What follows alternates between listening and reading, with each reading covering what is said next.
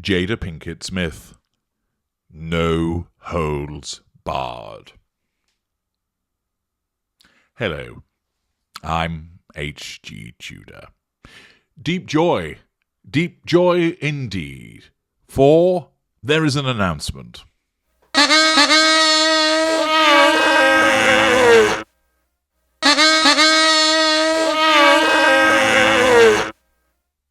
Yes, you lucky people. Another self-obsessed narcissist celebrity has determined that you need to know everything about their life. That you need to know everything that they've done, everything that they think, or at least through their lens of revisionist history, that of course is always available to the narcissist, either done intentionally where aware or unaware, and as a part of the need to nullify the threat to control. According to the Guardian newspaper, with an article from Adrian Horton, Jada Pinkett Smith signs deal for No Holds Barred memoir. Actor will address her unconventional upbringing in Baltimore and complicated marriage to Will Smith in Tell All, due next year. So a publication is coming next year. Why not do some PR for it next year? Why do we have to be told about the book, which is not going to be available for a whole year? Why? Because just like the way that Harry's wife has to foreshadow the fact that she's going for a shit, it is done for the purposes of the maximization of the assertion of control now and drawing of fuel. Not yesterday, not tomorrow, not 5 minutes ago, not 2 hours later today, but now. Apparently, the book isn't available until fall next year, so start your promotional work late summer. But no, it's necessary for Jada Pinkett Smith because, of course, the world, the universe, centers around her, that she has to tell everybody about this now. The article explains Jada Pinkett Smith is putting her experiences on record in a new tell-all memoir.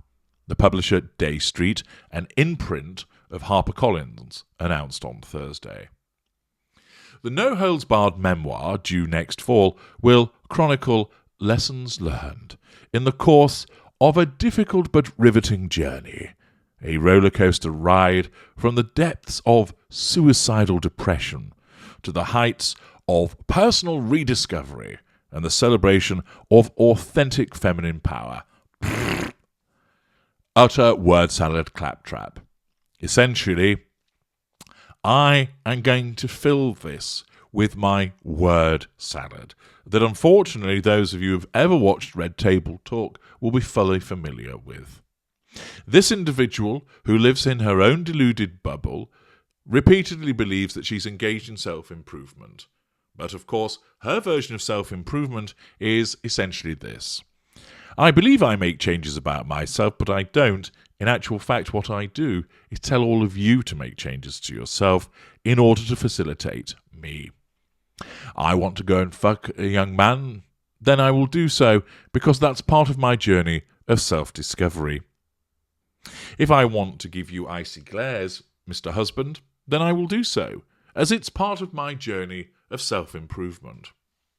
If I want to raise 2 kids who come across like complete Fruit Loops, that's all part of my journey of self-discovery.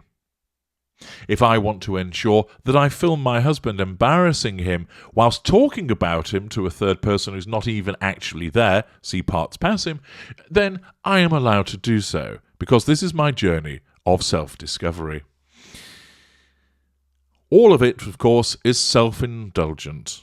She believes all of this nonsense. She truly believes the bollocks that comes out of her mouth. Returning to the article, according to the announcement, Pinkett Smith will detail her unconventional upbringing in Baltimore. If you want to know more about that, just revisit my series that I wrote about her, and I explain the origins of why she is what she is as a consequence of that, inverted commas, unconventional upbringing in Baltimore. her friendship with the late rapper Tupac Shakur, who she continues to triangulate her husband with Tupac's ghost. Her complicated marriage. The only complicated factor about it is her behaviour to Will, who, of course, is a victim of her narcissism. See my series on Will Smith. And experiences with motherhood. Are we going to be told more about the fact that the moment that Will Smith jizzed into her that she automatically knew that she was pregnant? Perhaps we will. Deep joy indeed. Pinkett Smith and Will Smith, who married in 1997, have 2 aliens together, Jaden 24 and Willow 21. In crisis at age 40. Oh, fuck off. In crisis, being married to one of the most famous men on the planet and having a lifestyle that so many people wish that they could have in terms of financial security, doors opening for you, buying whatever you want, and having people lap up the bollocks that you talk. What a crisis. The only crisis that exists is the one of the invention of her narcissism in order to propel her to continue to assert control over people, draw fuel from them, and hunt down character traits and residual benefits. In crisis at age 40, Jada recounts the excruciating choices she was forced to make to redefine her life in every way. Yes, shall I paint the 87th bedroom sunshine yellow, or should it be midnight blue? Decisions. The 51-year-old actor is known for such films as Set It Off, Collateral, great film, and The Matrix Reloaded, bag of shite, as well as her Facebook live series Red Table Talk, which, as you all know, is a device for her to overshare, embarrass, triangulate, devalue, and make herself look like she's some kind of spiritual guru, which she co-hosts with her mother, Adrienne Banfield Norris, lack of boundary recognition, and daughter Willow, ditto. She has been vocal about her struggles with depression and alopecia areata, which causes hair loss. The world has imposed many labels and narratives on Jada Pinkett Smith, Carrie Thornton, Day Street Bucks VP and editorial director, said in a statement. This is down to the realities of our media landscape, but also the roles thrust upon women by culture. Sounding like somebody else we know here. At the centre of all the speculation and false stories is a woman who, like so many women, has had to reconcile her personhood with the needs of those she loves. More word salad, and of course, what is this memoir doing?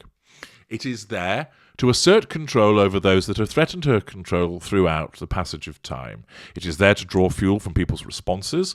It is there to acquire character traits as a consequence of people's reaction to it.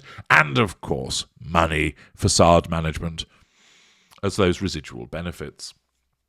Pinkett Smith made headlines this year as the subject of an infamous joke by Chris Rock at the Oscars, prompting Will Smith to walk on stage and slap Rock, a presenter. Smith went on to tearfully accept the Academy Award for Best Actor and was subsequently banned from attending the Oscars for 10 years. Pinkett Smith addressed the incident 2 months later on an episode of Red Table Talk, see parts passing, saying she hoped these 2 intelligent, capable men have an opportunity to heal, talk this out and reconcile. Fake compassion, condescending behaviour. This week has also seen the announcement that Will Smith's slavery thriller Emancipation will be heading into the 2023 Oscar race. Accordingly, an announcement now about a book due in a year's time to assert control and draw fuel now and manage the facade. The necessity of engaging in a supposed tell-all memoir, full of self-indulgent twaddle from a self-obsessed narcissist. I'm H.G. Tudor. Thank you for listening.